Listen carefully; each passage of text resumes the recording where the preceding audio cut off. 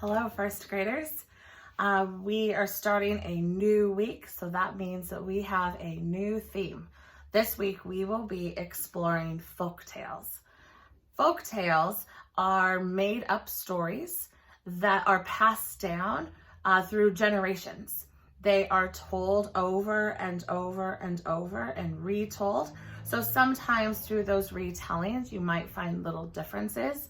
And eventually these stories are written down. And we can find lots of versions of folktales, even the same folktale that's told in different ways because it's continued to be passed down through years. They have a few characteristics that make them specifically folktales, and that's what we're going to focus on this week, is really looking at those kinds of themes and specific features in these books that make them have a folk tale title. So I made a chart that we started this week, and we're going to add a little bit to it as the week goes on and we read two more books after today. A couple things that folk tales always have is that people have told and retold the story for a long time. Our characters are also almost always, they really are either good or bad. So we're looking at characters that are good and bad. There's always a conflict between a good character and a bad character. And at the end, everyone learns a lesson of some sort. So there's some sort of lesson that you are going to learn. And we are going to talk about that through each book today, or this week actually as well. And then there are some features that are sometimes in stories, or often. Often just means sometimes.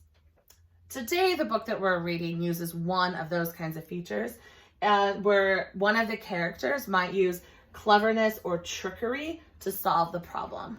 So there's a problem in our story, and the way that one of the characters solves it is by playing a trick or using their brain to be super clever and be kind of a trickster in how they are going to defeat the bad guy or solve the problem. In this case, it's solving a problem. So I would love to get to our story. Our story this week is a beautiful book. I'm really excited, and you might recognize this story because there's lots and lots of versions of the story. Just like all the folk tales we're going to read this week, sometimes they look a lot like other stories that we've read before. They might have slightly different themes or have different main characters, but that the story sounds the same. An example of that might be like the Gingerbread Man. That is a story that we know the theme of the gingerbread man, and it's told over and over, but there's lots and lots of books with like little tiny differences in them. But our book this week is The Princess and the Pea. And this book is written and illustrated by one person named Rachel Isadora. And in this book, a prince in Africa wants to marry a real princess, but he has trouble finding one. When one shows up at their door, the queen tests her to make sure that she's really a princess. And the lesson in this story is that we shouldn't judge people by what they look like. Oops, I have an extra page here. Let's switch it twice. We shouldn't judge people by how they look or before you get to know them. So I want you to pay attention into the story about where that lesson might come from and why that's important to learn at the end of the story. Before we start reading today, I have 3 words, just like always, that I would like to go over. The first word that I want to start with is a word called bedstead. Say bedstead. Now, this is a word that I'm not even that familiar with, but bedstead really just means the part of your bed that your mattress sits on. So in my bedroom, I have a bed and it sits on a wooden frame that has like a headboard and it has a footboard, and my mattress sits in between. And so really that would also be called a bedstead. It's simply the part that your mattress is on top of that keeps it up off the floor. Bedstead. So I'm going to add that to our vocab list, or where our vocab words go. Our next word is the word scarcely. And scarcely simply means hardly at all, or not very much, or there's very little. In this book, one of the characters says that she scarcely slept. And that means that she didn't really get any sleep that night. If I say I scarcely slept, it means I was awake most of the night and I did not get very much sleep. I'm gonna add that. And our last one is actually a phrase. And our last vocab is good gracious. Say good gracious. And we say it kind of in that tone. It's really simply just an old way of saying, oh my, or oh my gosh. That's really all that this is. It's just an older way of saying that. Sometimes now we'll say what, or wow, or oh my gosh, I don't even know what to think about this thing, or look at that. And really all of that means good gracious. It's like a fun way that you could say that instead. So I'm going to add that to our board. And I think we're going to get our story started. So, The Princess and the Pea. And I, of course, am going to scoot closer so we can make sure we see all these really amazing pictures in this book. This book, the story is set in Africa and has these really beautiful pictures. So we're going to take a moment and look at those. Once upon a time, there was a prince.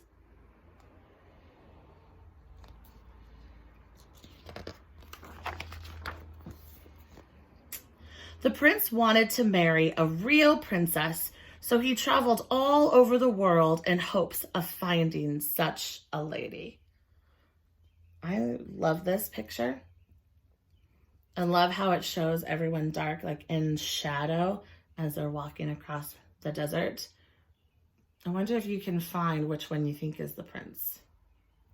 Which one do you think is the prince? I think my guess would be this person. He's the only person who's not walking on his own.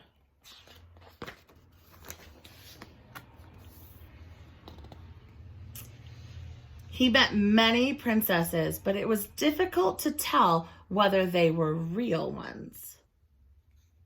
So he was looking for clues, it seems like, to find out if they were a real princess or someone pretending. Here's his first princess that he meets. And she says, Iska Waran. And that is hello in Somali.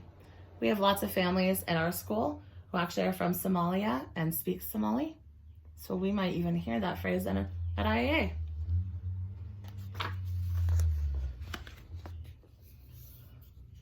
He meets another princess. Salam, which is hello in Amharic, which is a language spoken in Ethiopia. I love the clothes that she's wearing. Maybe she's painted.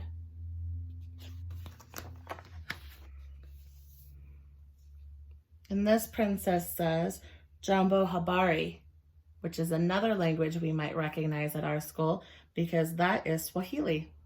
This princess is in Kenya. Swahili is spoken in other countries as well.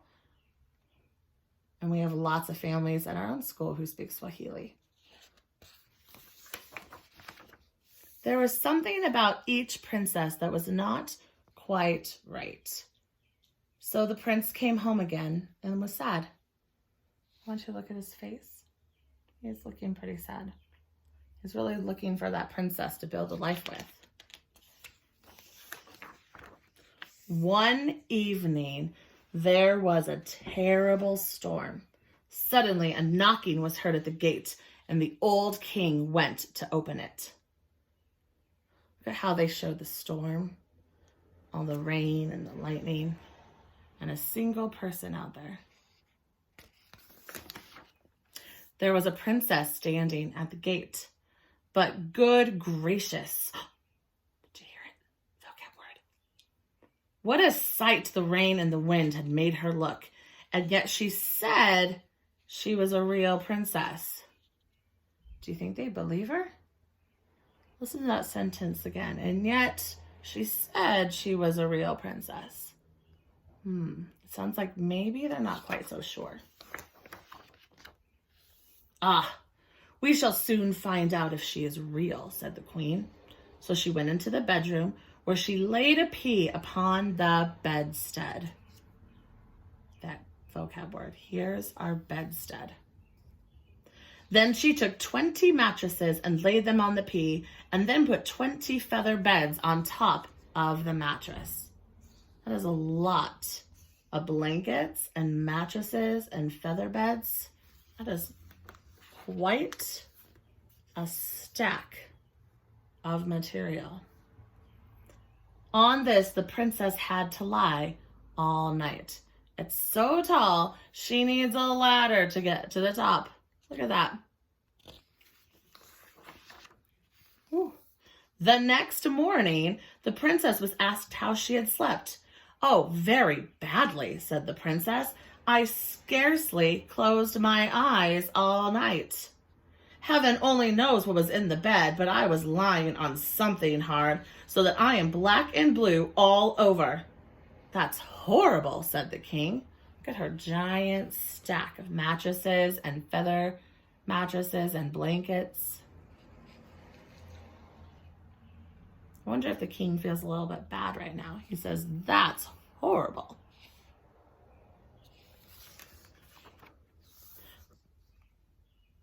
Now they knew that she was a real princess because she had felt the pea right through the 20 mattresses and the 20 feather beds.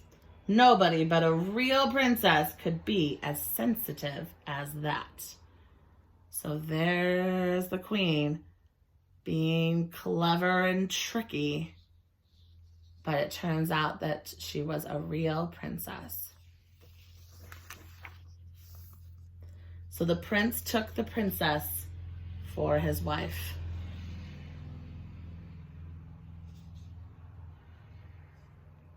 Love the artwork in this book. The pea was put in a museum where it may still be seen if no one has stolen it. Kind of as a memento of the trickery. There, that is a true story.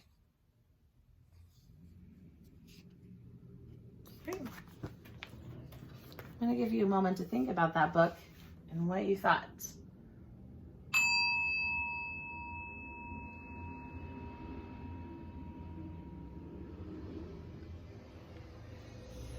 I love the book. I love all of the artwork and the illustrations. It's like a collage with painted papers, and the pictures are so vivid and they tell the story so well.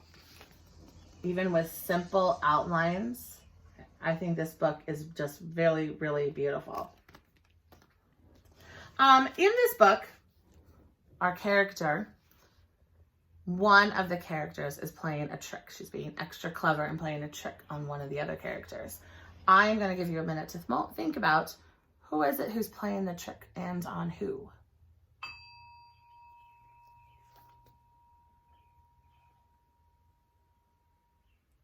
Great.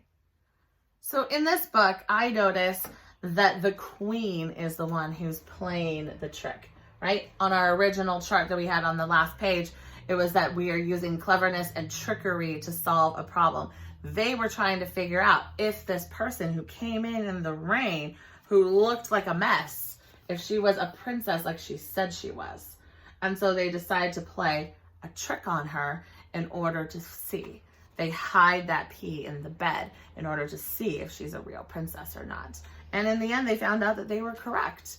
She didn't sleep at all, and only a princess would be as sensitive to feel a pea through all of those layers of mattresses and blankets and fabric. And then she marries the prince and lives happily ever after. Today, I'm going to ask you to do one thing on Seesaw for this book. And then I'm going to give you a little extra challenge too, which I think might be kind of fun.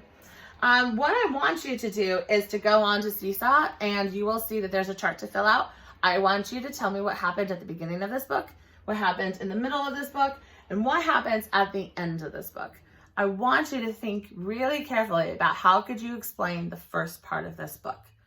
Are you going to give every detail that we heard in our story? If I was to open up our story again and say, once upon a time, there was a prince.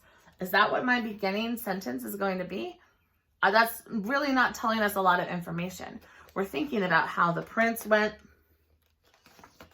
and he went searching for his bride, for a princess to marry, and he looks around and he looks around and he goes all over the world. And then what happens in the middle of the book? He meets a lot of people. We saw at least 3 princesses that he met. Oops, I missed a page there. But they weren't quite right, and he's feeling pretty sad. And then what happens at the end of the book? A princess comes to their door, and they put a test on her. I'm sorry, I just licked my fingers, and I really should not do that. But luckily, no one else is coming into my house, and no one else is going to be touching this book for a really long time. So any germs that might be on it will be gone by then. And you can help remind me not to do that again. And at the end, we find that the trick has worked. They find out that she's a real princess. And so we could put that at the end. I want you to write at least 1 sentence. You could write more than that if you want. And you could even put a little drawing at the bottom to explain what is happening in this story as well. And for a quick experiment, if you're looking for something like that might be kind of fun to do, is you could try testing out the theory of this book about how many layers of fabric or blankets would it take before you could feel like a pee through all of this fabric. I would take a marble or a small rock, and you could put it down on like a hard surface, like a table or a desk, or even the floor, and then put a piece of blanket or a towel or something on top of it, a sock, and then press through the layers and see if you can feel that marble or rock. And if you can feel it, then add another layer and keep adding layers until you press down and you don't feel it anymore. And then you should count how many layers it is and see how many layers it takes before you can't feel it anymore. I'd be really interested to see what different people's answers might be. Of course, it's going to depend on what kinds of fabrics or socks or blankets or things that you're using in order to stack up. So maybe you could tell us what you're using, but I would love to have some students do a little experiment and then get back to me and see how many layers it takes. Great. I will see you another time. Bye.